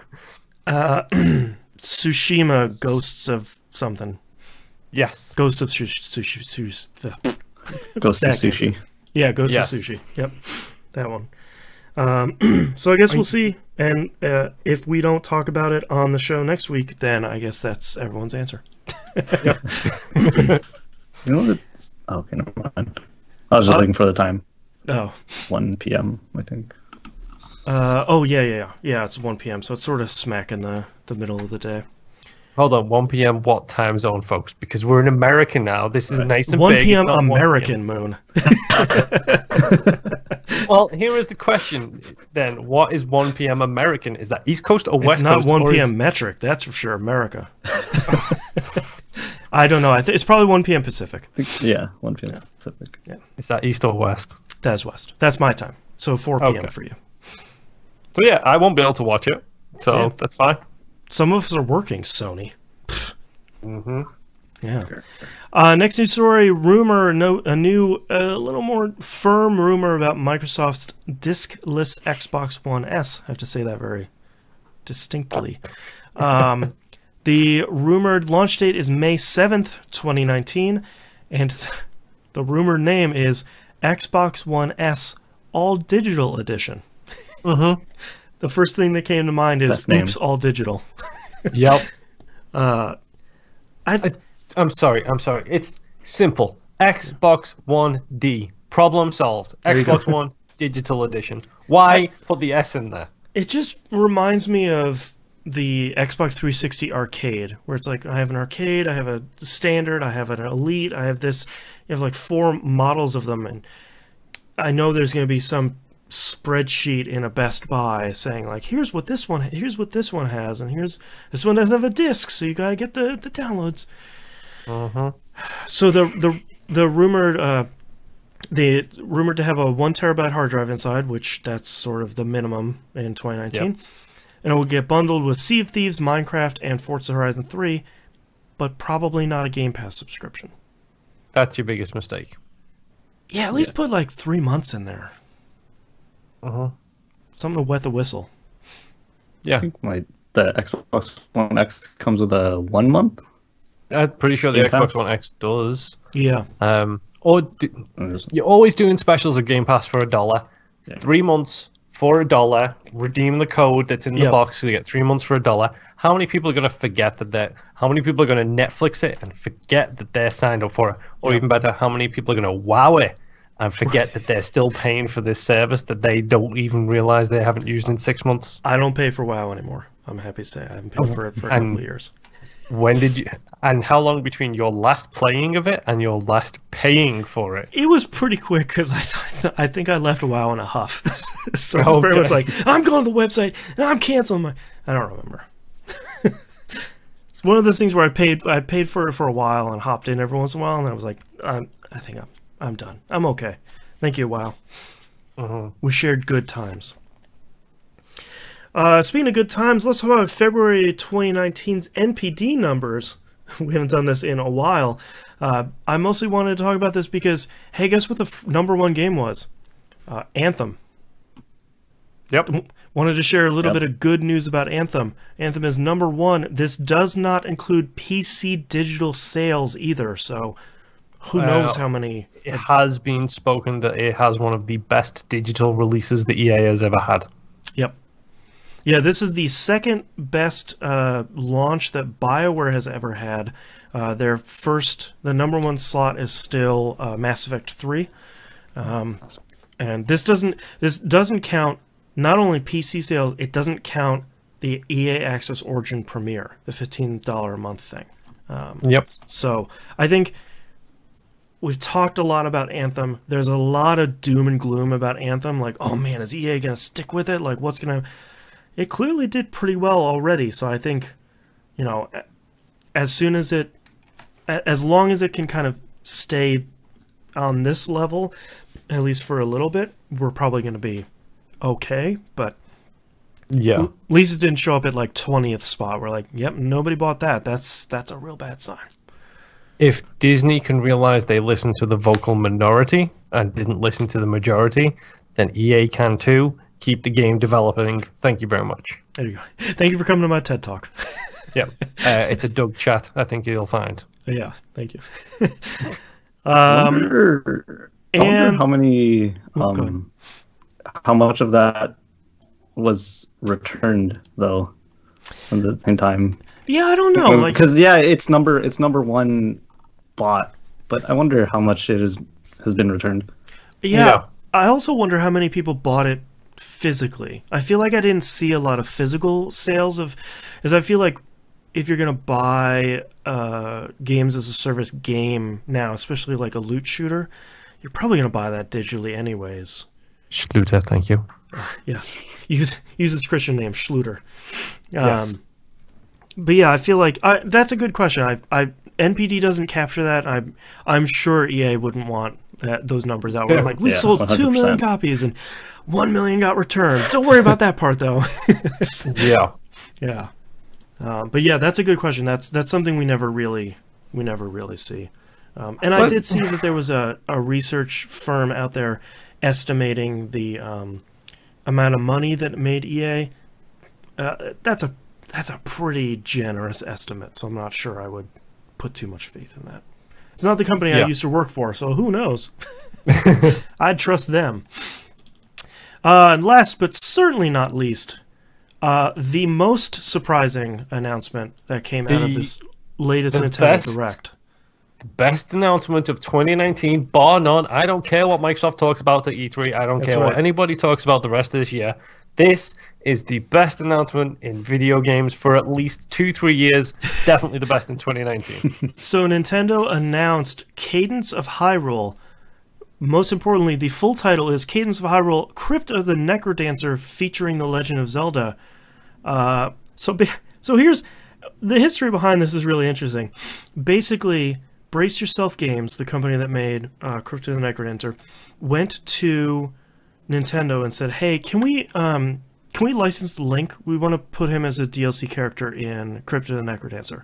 If we could do that, that'd be great. We'll do all the work on our end." And Nintendo said, "That's a really great idea.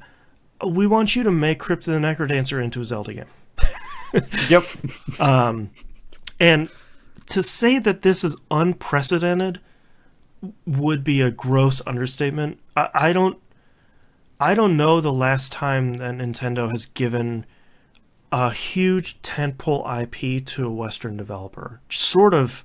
Can we just say, yeah, thank you, Ubisoft? Sure, yeah. Ubisoft probably opening the doors on that one. Because they They came up with the absolutely insane idea because let's face it, we all think it was crazy. We all saw the announcement of Mario plus Rabbids. Yes. And we all thought, look at this dumb both thing. of you companies are crazy. Yep. Then the game sells like hotcakes, is critically received fantastically well. It's really good. It's really good. And then lo and behold, we're getting more and more little nudge off of the mainline franchises to different developers. And I think number 2 or number 3, whatever this is in that let's hand off our mainline franchises to other people, this is a solid choice. It's like Sega giving Sonic Mania to those dudes that were making Sonic fan games. It's like, yeah, okay, those are the perfect people. Like, and I think the trailer wasn't super long, but man, it looks good, and it just... They take the bouncy, fun art style of Crypto the Necrodancer, they put Zelda into it, and they remix 25 Zelda songs, smush them in there, and this is a day one for me. Like, can I just say, like, when that trailer came out, I retweeted it and I wrote, thanks for the goosebumps. Because literally that's exactly what happened. I saw everybody bounce about it on Twitter. I was like, okay, I'm going to load this up, see how it goes. The second that first in the remix hits, I was like, goosebumps, thank you, I'm in. Done. That's the good stuff, right in my veins. Oh. Yeah. Monkey, did you ever play Crypto the Necrodancer? I have not yet. Okay. Well, now you can play this new one. Yeah. Yeah, no, I'm hoping, Moon and I talk about this a lot, about beginner roguelikes, and I feel like Crypto the Necrodancer is an easy game to get into, and it's easy to play and tough to master. Yes. But if they can take Crypto the Necrodancer and put Zelda stuff on it and pull the difficulty back just a little bit, I feel like that could be a really great starter roguelike. Well, I mean, also, let's look at the character progression in Crypt. You've got the main person, very nice, easy transition through all of them. Then they add an extra twist with the harp as the second character. Then the extra twist with the, everything else. How many characters deep could they go to make this ridiculous? Like, they have a whole... they made a whole Warriors game for Legend of Zelda, so that all those characters put in there. Yeah, that's true. Whew. Like, just like name the top 5. You got Link, Zelda, Sheik, Agoran. The amount of people who you could like put into this art style and have their own different type of attacks. Like, I am 100% in with this, and my wife better get ready to give up that Switch. Well, and even the title is really great, Cadence of Hyrule, because the main character in Crypto Necrodancer's name is Cadence. Cadence, yeah. Oh, it's so good. Okay, we could talk about this forever. We'll talk about it forever when it comes out later this year. But, oh my god, it's so good. When does Link's Awakening come out? Late this year. Okay, so definitely give up that Switch. Yeah. Hopefully it's a 1-2 punch of, hey, there's a bunch of good Zelda stuff coming. Dude, what if they do a bundle? End my life. Okay, let's move on to questions. As if not, we're just talking about Zelda forever. T-Bomb Rocks in Discord says, with the news that Nintendo is letting the devs of Crypto the Necrodancer use Link, it has me wondering, what other Nintendo characters would you like to see added to another game world? The first thing I thought of when I saw the question was, I don't know if you guys know Monty He's a animator, yeah. But one of his first ones was called Haloid, and it was Samus fighting a Halo Spartan. Oh, wow. And that animation was really cool. But like, he also did the Dead or Alive versus Tekken Girls, didn't he? In their animation as well. Dead Fantasy, yeah. But yeah, that's the first thing. Like, Samus in the Halo world, I would kind of make sense because they're a bunch of aliens and stuff. I don't know. Yeah, both cool space fighters. Yeah, it's not a bad shout, actually. Yeah. I'm trying to think. Okay. It's tough because, like, I don't want to pick Link and I don't want to pick Mario. Like, I don't want to pick the main ones. Like, what do I want Star Fox to be in? What should Slippy be in? Like... Put Slippy in Oh. Viva Pinata. Yeah, Slippy should be in Viva Pinata number one. That's Slippy should be in the phone crossing game. That's like Frogger, That's except right. it's not. Crossy Road. Yep. Yes. I want to romance Slippy in Andromeda 2. Mass Effect Andromeda 2. Honestly, if like I kind of want to go dark with it. Like I want to say Link, but I want to give me a Link, a Zelda game made by From. Give me a Dark Souls Zelda game where it's Hyrule, but it's twisted and it's so much darker, and it's the Dark World from Link to the Past. Yeah, and everyone always complains about, Toon Link is the worst Link. Number one, you're wrong. Right. And number two, do it in Dark Souls. Get From to make a really solid Zelda game, and their take on Hyrule if it was a Souls game. That'd be cool. Yeah. What else? I feel like I feel like there's less options for Nintendo. It's not a bad thing, but it's they have less major tentpole releases. Yeah, but I never thought Rabbids would work well with Mario, and look at that. No, that's just the craziest thing. That's still crazy, and that game is great. T-Von Rocks also asked, with the announcement of Google Stadia, I was very excited about the possibility of the platform. That was until they showed the controller and it uses symmetrical thumbsticks. I plan on buying the Astro C40 controller for the PS4 at the end of the month, because you can swap the thumbsticks. Do you ever see a console SKU release that gives you a choice on type of controller or multiple controller designs? No. Probably not. Yeah, it would be nice if... The thing is, like, it has to be hard because you have to make that choice at some point. Is it going to be symmetrical or asymmetrical? And then, do you want to add do you want another SKU for them to support? You know, it's like if you have problems with one line of controllers, but the other line doesn't have one, like, it's a lot of trouble. The problem as well is they always have to copyright and patent every single one of these things that they do. Yep. And it's the D-pad scenario. How long did Nintendo take that D-pad patent, snuggle it close to their chest, and say, nobody else gets a good D-pad except for us? For decades.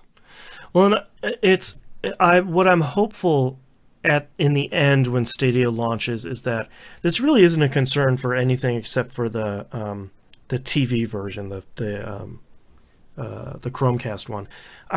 I really hope that by the end they just let you pair a Bluetooth thing to the Chromecast and you just use whatever controller. Like, bring your own controller. If you don't have one, if you don't have any consoles at home, pick up a Chromecast bundle with the Google controller, and then you're good to go. But I feel like if this is a question, if you're concerned about the controller, you probably already have another one at home. Yeah. So I'm hopeful. I'm hopeful they hear people in the end, but we'll see. I guess I'm not expecting this thing to come out anytime soon. So I hope it doesn't. I hope they get everything nailed down before they release it. Yeah. Actually, it's something we know. Boston? Yes. Asymmetrical.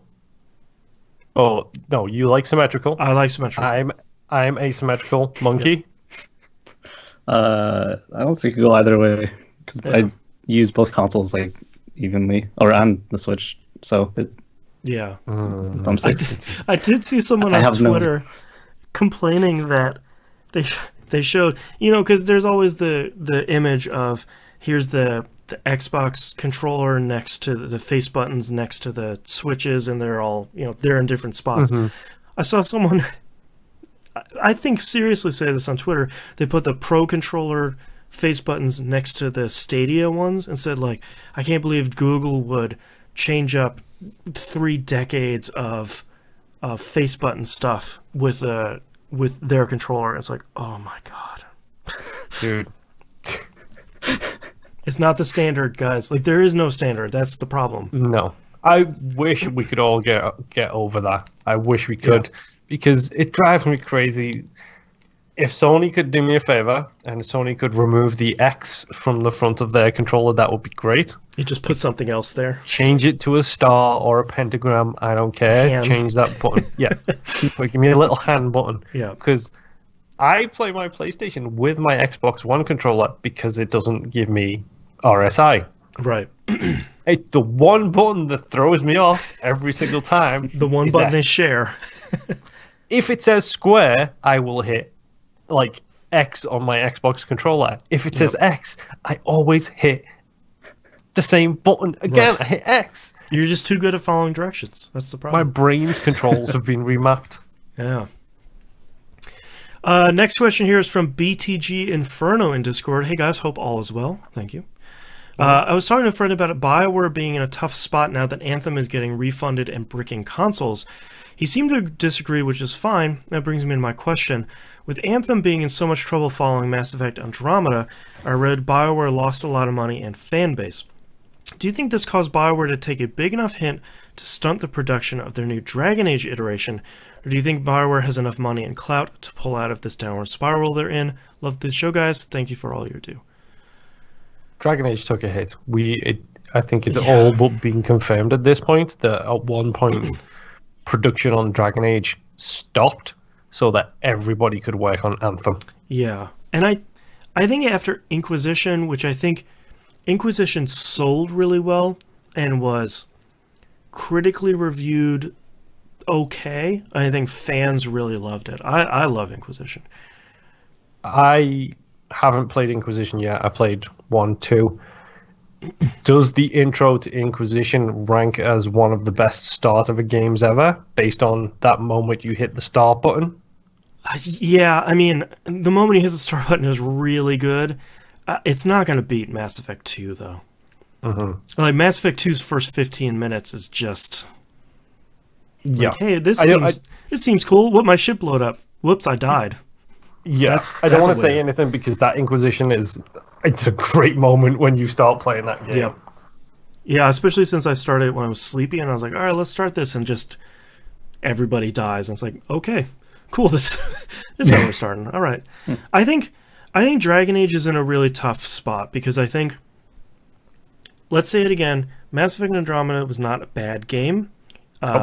Memes took over and destroyed that game for no good reason. Yep.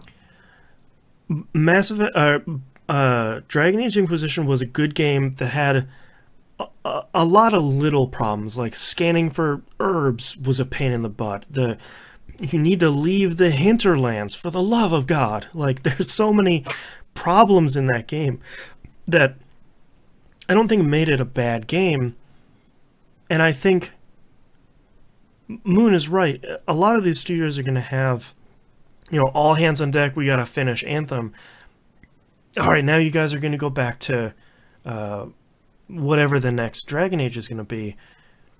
It's just going to take a little bit longer to come out, and who knows what that's going to look like. I think it'll still come out, but I don't think that's going to come out anytime soon. No. Probably not until 2021, I don't think. I don't want to say this, but honestly, at this point, it wouldn't surprise me if the Dragon Age was a next-gen console. Oh, sure, a next-gen game. Yeah, like a launch game for whatever comes next. Yeah. I don't think that'd be a bad idea. How much money does Ubisoft make year after year by being at the launch event for every single console ever released? They do. Not to mention, they just made Just Dance 2019 for the Wii. Yes, the regular Wii, not the Wii U. Yeah. Yeah, that's not a bad point. I don't think anyone is really clamoring that much for a new Dragon Age game, Dragon Age game, because I think we know it's coming, but I'm curious to see what that's gonna be. Because every game has been so different that I don't know what a new Dragon Age game would be. It's sort of scary. Yeah, I mean, it's a good point. I mean, did you play any of the Dragon Age games, Monkey? I did not.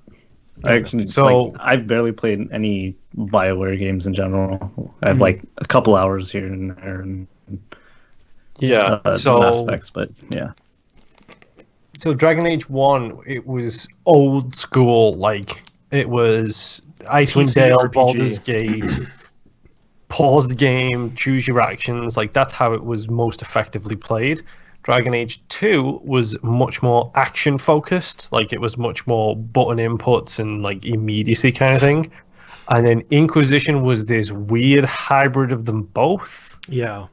And was the first Dragon Age on the Frostbite engine, so it was huge and beautiful and a massive open world game that had The Witcher too much stuff kind of written all over it. Yes.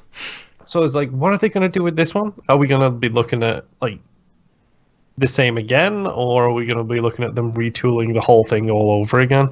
I think for me, primarily as someone who's a big fan of the games, literally all they need to do is, one, it needs to be playable at a minimum, and two, they need to continue the story from Inquisition. That's it. They left Inquisition off on such a huge cliffhanger that's so cool. If they don't continue that, there's going to be riots in the street. Riots in the streets or riots in the Dragon Age streets? Because come on. It's true. But I mean, the teaser trailer they put out for the next game addresses that ending, so I'm confident that they will. But boy, they really need to. Man, that ending was so good. Whew. Yeah. Continuing on, Timid Hulk in Discord says, "Hi guys, I have little people in my life, ages 3, 6, and 7. They love games and love watching me game too. My question to you is, do you have any suggestions for games I can enjoy that are semi-appropriate for the kids to absorb or even play? They enjoyed watching the PS4 Spider-Man, as well as some of the LEGO games. I think my problem now is choice overload with multiple years of gold backlog and all Game Pass has to offer." I just saw someone tweeting that apparently they've been having fun playing with Baba Is You with their kids, that new puzzle game that came out. I think it's on Switch as well. If you haven't seen Baba Is You, basically you're manipulating a sentence on screen to manipulate the environment. So it's kind of a cool out-of-the-box puzzle game. Visual coding is how I've heard it described. Yes, that's a really good way of putting it, yeah. Sounds what else? I would say anything published by Nintendo. Yeah. Any Mario game, any Zelda game, any, I guess, Metroid game, whenever that comes out. Yeah, Depending on your backlog and your patience for it, Viva Pinata 1 and 2, I will always recommend. Yes. Yeah, because even if they're not old enough to like play the game, it's still really fun to just kind of fart around in that world. Like dig up stuff and make rivers and deserts and stuff. And it's just like Pokemon as well, where it's like, its surface layer is really cute and amazing, and then you go like 17 layers deep, and you're just like, how far down does this rabbit hole go for finding everything? Yeah, I'm breeding worms now. Yes. Yeah, I think that's a good suggestion. On Game Pass as well. I believe so, Game Pass? Maybe. I think the Rare Collection. I know it's backwards compatible. Yeah. Boy, what else? The problem is like 360 and Xbox One catalog is real big. Yeah, all of them are real big. I know what's perfect for kids to watch. Yakuza 0. I'm just kidding. Do not play that game. Learn about loyalty. Yes. The empty lot. I feel like my go-to answer was sort of ripped away from me because he said that the kids already love the Lego games. Probably because I love the Lego games a lot. That's because the Lego games are amazing. Monkey, Lego games, yay, nay. Yeah. Okay. Good. Thumbs up for Monkey. I don't know. This is tough for me because my kid is 2 years old and change, so she hasn't really cared a lot. She'll pick up her controller and like help me play a game every once in a while, but she's not really watching it. So I'm not at that point yet. Crash Remastered, Spyro Remastered, Crash Team Racing when that eventually comes out. There's 3 widely regarded fantastic games that are perfectly suitable. Spyro's probably easier than Crash. I'd recommend Spyro. Crash can be a little punishing. 100% Spyro is easier than Crash. Come on. Yeah, I'm trying to think of any more games like that we know are good. Ratchet and Clank, the one for PS4. Yeah, that was really good. The like movie thing. Knack. Knack 2, maybe? That's a co-op game, Knack 2. That might be okay. There isn't a meme about Knack 2, so maybe it's okay. Yeah, that's true. I don't know if I have a lot of games here. I have like Darksiders, Rise. You know what? Darksiders might not be a bad shout, depending on what you feel. Because I would be fine showing Darksiders to a kid, because it's mostly mythical / fantastical things. There's very few human stuff in there. It depends on the maturity of your kid, yeah. Yeah, and also your stance on religion. Yeah. Forza Horizon? Yeah, racing games are usually racing games pretty in general. good. That has really good. Actually, that one has really good assists because you can even do, for your younger kids, you can do auto steering, auto braking. Sorry, you just reminded me. I played that game with T-Bomb Rocks, who actually does this for his kids, and he puts all the assists on.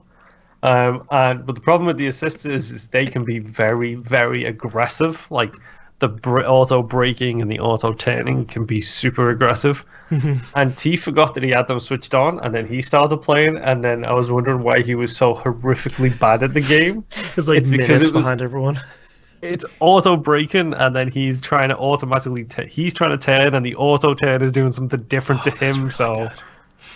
It was hilarious. Yeah, Forza Horizon 4 is on Game Pass now. That might be fun. Yeah. Yeah, maybe that'll be my recommendation. Anyone else have anything before we?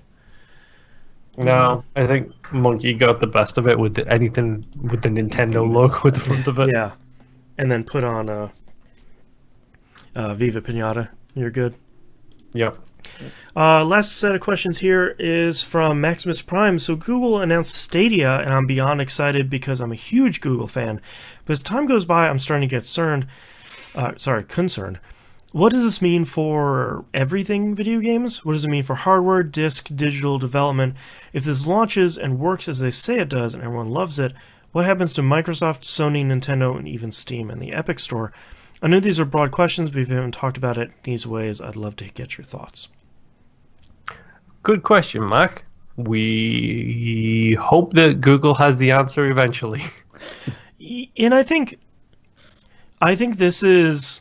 I'll use my Netflix analogy again, that I feel like this is just another market to be served. Like, I'll still buy discs because I like having a disc that if a game gets delisted, it doesn't get pulled away from me. I can still pop the disc back in my console.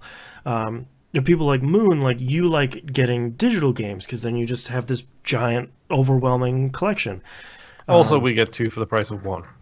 Yeah, and like library sharing, that helps a ton. And I'm sure there are a ton of people that want to play games, and I think this is the market that's going to get served by Stadia and CloudX and whoever else does this, that don't want a console in their living room. They don't want to have to worry about dashboard updates and game patches and all this stuff. They just want to grab a controller or play it on their phone and just start the game and not have to worry about it. Yeah. And I feel like we're just seeing another market that isn't being served by going to a store or picking up a console on Amazon for hundreds of dollars and then playing a game off of it, you know? And I think... Honestly... Yeah. I am most interested to see what this type of service, this streaming service, if done right, I want to see what this does to the Japanese market. Because interesting. The Switch sells like hotcakes in Japan. The PlayStation 4 sold well, but not as well as it could. We all know Microsoft's consoles don't do well over there. Yeah, they just don't sell. It was the home of the Vita. It was the home of the Switch. And the PSP. What happens... And the PSP. What happens when you throw... you can play these games on your phone in that marketplace. And if Microsoft makes it out there, there is a chance that they could have a very solid market in Japan for the first time ever. Sure. Because they don't have a giant brick that they're trying to sell. Yeah, that's a really good point, because I think that's been one of the reasons why Fortnite has continued to be so popular, is because people can play it on the thing they carry around all the time. You know, like the more stuff you can squeeze into the phone that you're already carrying around, then the better. So that's a good point. Yeah. That might be. I mean, honestly, we don't know. It's the end. That's the problem with this is not just video games, but the world itself is in such a condition of flux at the moment. Everything seems to be changing on a daily basis. Like, the standards for everything seems to be changing constantly. And video games have the potential, with their tech-based environment, to be massively successful or a huge flop and a big waste of money. Like, we won't know until we actually get there is the problem. Yeah. But at the very least, the tech looks cool, and I think if any company can get the tech right, and throw a stupid amount of money at it, it's probably Google. Yeah. Along with Microsoft. You know, both of them are happy to dump a bunch of money until something gets right. I mean, what does 5G do to this as well? That's the big question. Yeah. Yeah. That's a great question. Yeah. Like, I might live in the middle of the country in America with two neighbors who each live 20 miles away from me in different directions. Right. But I've got a cell phone that's got 5G, and look at that, there's cell towers all over the country as it is. So I can get the same speed that most people would be able to get on an actual wired network. Is that what they're waiting for? Is that what they're hoping for these people who they can't service in more traditional ways? Yeah. Yeah, it's tough because there's just so many unknowns at the moment. Yeah. All right, well, thank you, everyone, for sending in your questions. If you'd like to visit us, you can do so at tvgp.tv. Everywhere to find and follow us on the right-hand side of the page. Patreon.com/E1M1 for all your cool behind-the-scenes, early access, exclusive episodes, all that stuff. Game Club, we're rocking with Super Hot, which we'll still have like 3 weeks for, so you still have plenty. I haven't even started it because I think it's like 4 weeks, dude, because it's the 3rd week of next month and we haven't hit the last Friday of this month yet. Right, yeah, so we have there's a lot of weeks in this month. March. I keep telling my wife, I keep thinking I've been really good at remembering it's 2019. I have not been very good remembering it's not February anymore. I don't know why that's happening. The bright side is, at least now I know what this March Madness that everyone keeps talking about is. It's it's how many weeks there are in this month. That's what it is. Yep, the true March Madness. It's forever long. Oh man. I think that's it. Thank you, Monkey, for joining us for this week. We'll have you on for a couple more weeks here in the future. And we'll see everyone next week. Bye. Bye-bye. I have a lot of titles.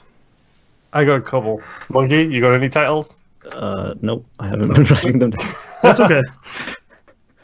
We won't throw you all the way to the wolves at the beginning. No, don't worry. You don't have to worry about titles for now. In the future, I'm watching. I'm just kidding. I don't care. Okay, me first, Boston? Yes, please. Swipe right for heaven. Wet, solid splatter. Yes. Argue with myself. A second slurp, or the alternative, masquerade, do a little slur. Hate the fact that this one was so good. The Special K. Ghosts of Sushi, 1 p.m. American. And give up that switch. I have You Are a Reaper. Swipe left for heaven, swipe right for hell. Which is too long, but it's good. I Sent Doctor Who to Hell. Oh, I forgot about that one. Swinging the Church, Wet Solid Splatter, which I'll veto out of hand. A Second Slurp, which I really like. Ghost of Sushi, I really like. I want to romance Slippy. And 1 p.m. American. I like both A Second Slurp and Ghost of Sushi. Honestly, for me, it's got as much as I love the Special K. For me, 1 p.m. American gets it for me because you said that with such indignation in your voice. It was so great. Monkey, what are you voting for? I don't know. I kind of like Ghost of Sushi just because I said it. It's really good. It is.